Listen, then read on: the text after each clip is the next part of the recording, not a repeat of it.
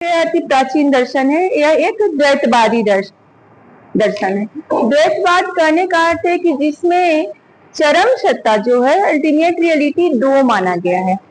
पहला प्रकृति और दूसरा पुरुष। तो हम लोग पहले देख चुके हैं कि प्रकृति क्या है तो और पुरुष क्या है। तो जिस सत्ता को समस्त भारतीय दर्शन में आत्मा कहा गया है, उसे सांख्य दर्शन पुरुष की संज्ञा से विभूषित करता है। और प्रकृति जो है वो खुद उसकी प्रकृति के बारे में है, हमारे नेचर के बारे में।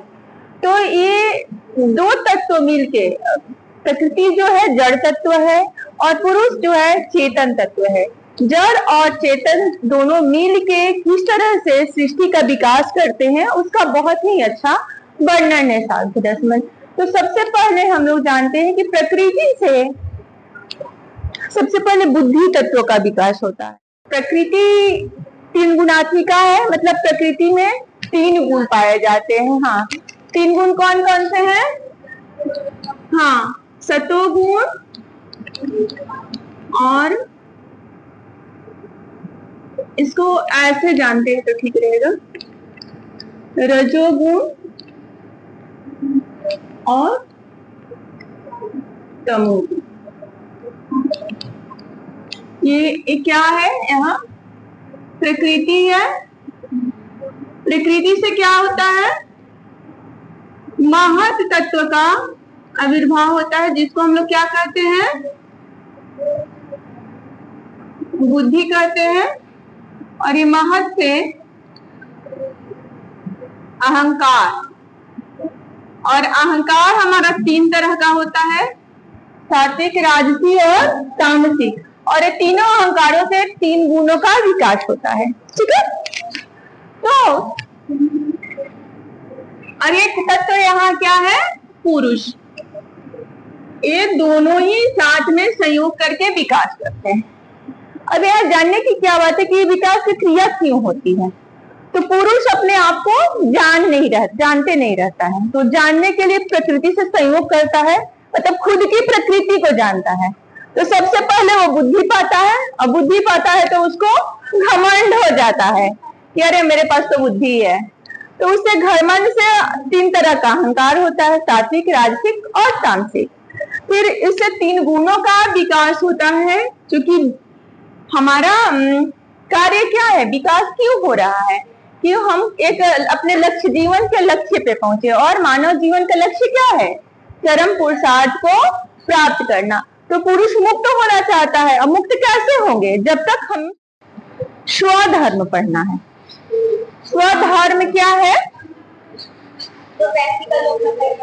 हाँ, स्वधर्म कहाँ से निर्धारित होता है?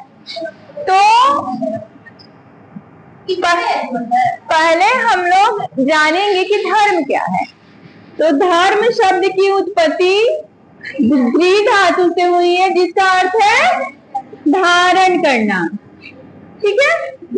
जो धारण करने योग्य कर्म है वही धर्म हुआ। लेकिन श्रीमद् भगवत गीता में भगवान कृष्ण स्वधर्म की बात कहे। तो भगवत गीता में 4 प्रकार के धर्म बताए गए हैं। तो उन्होंने कहा चतुर्वर्ण मया शिष्ट गुण कर्म विभागः। व्यक्ति के गुण और कर्मों के आधार पर हमने 4 वर्णों की बंटवारा किया है। तो ये गुण क्या है? तो यही हर एक व्यक्ति में ये 3 गुण पाया जाता है। ये तीनों गुणों के आधार पर ही 4 वर्णों का बंटवारा हुआ। क्या क्या? ब्राह्मण, हाँ वेरी गुड, क्षत्रिय, वैश्य और शूद्र। जिस वर्ण में सत्व गुण की प्रधानता थी उन्हें ब्राह्मण बताया गया। उनको वेद, रिपीट कर देना, वेद अध्ययन। जिस वर्ण में सत्व गुण की प्रधानता थी उन्हें ब्राह्मण कहा गया। जिनका काम दिया गया वेद अध्ययन, शिक्षण देना इत्यादि, है ना। क्योंकि इनकी प्रवृत्ति सात्विक थी।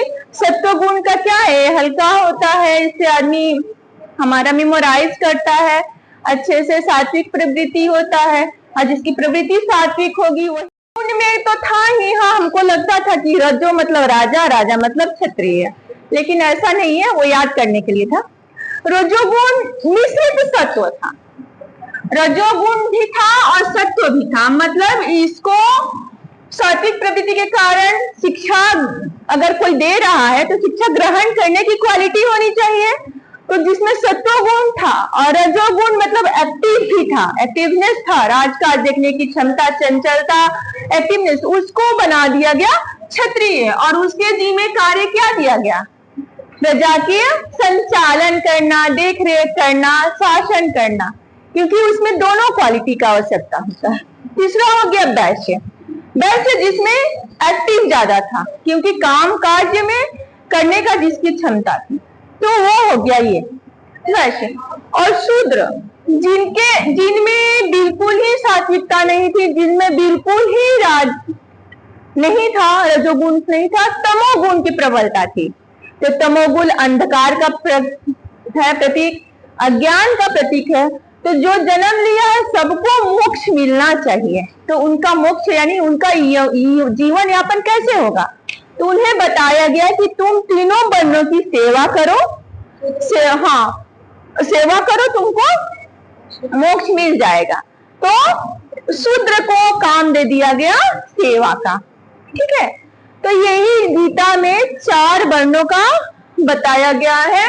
चतुर्वर्ण मयाशिष्ट गुण कर्म विभाग, जात पात के आधार पे नहीं कुछ था, मानव के प्रकृति यही सांख्य दर्शन वाली प्रकृति, जिनकी प्रकृति क्या है, सात्विक, राजसिक और तामसिक, उनके आधार पे ही वे कर्म करते हैं, क्योंकि उनकी प्रकृति ऐसी है। जिसमें राजसिक प्रकृति कर्म क्या है, तो ये मानव की प्रकृति के आधार पे गुण मतलब प्रकृति के गुण, मानव के नेचर के जो गुण है, प्रकृति के गुण है, सात्विक गुण, राजसिक गुण, तामसिक गुण, इन गुणों के आधार पे उनको 4 वर्णों में रख दिया गया है। हाँ, जात पात छुआछूत का कोई बात नहीं था, जिसमें जो क्वालिटी थी, जो गुण था, उसको वो कार्यभार दे दिया गया। क्लियर हो गया। एक चीज और, क्योंकि आ जाओ धर्म शब्द पढ़ रहे हैं, तो धर्म 2 प्रकार का होता है। धर्म 2 प्रकार का होता है, एक साधारण धर्म, हाँ सामान्य या साधारण धर्म, और ये वर्ण धर्म।